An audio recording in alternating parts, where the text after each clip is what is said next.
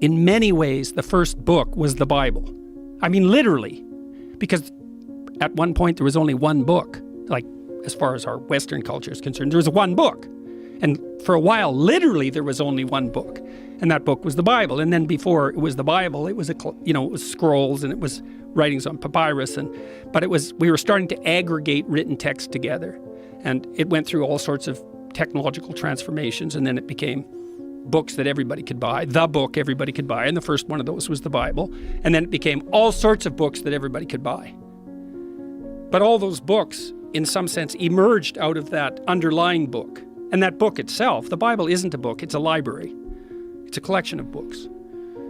And so what I figured out was, partly because I was talking to my brother-in-law, Jim Keller, who's the world's greatest chip designer and has now designed a chip that's as powerful as the human brain, which is optimized for artificial intelligence learning, by the way. And so I talked to him about that. He said, "You heard of the internet?" I said, "Yeah, Jim, I've heard of the internet." He said, "This is way more revolutionary than that." So in any case, we were talking about meaning in text because we were talking about translation and the problem of understanding text. And Jim said, the meaning of words is coded in the relationship of the words to one another. And the postmodernists make that case, that all meaning is derived from the relationship between words. That's wrong because, well, what about rage? That's not words. And what about moving your hand? That's not words. So it's wrong, but part of it's right, because the meaning we derive from the verbal domain is encoded in the relationship between words.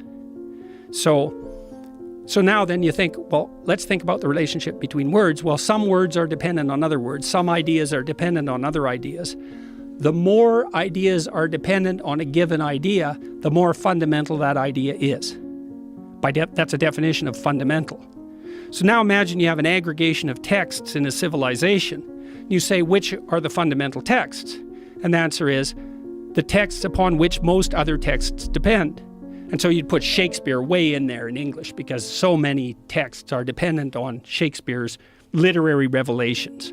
And Milton would be in that category, and Dante would be in that category, at least in translation. Fundamental authors, part of the Western canon, not because of the arbitrary dictates of power, but because those texts influenced more other texts. And then you think about that as a hierarchy, okay, with the Bible at its base, which is certainly the case.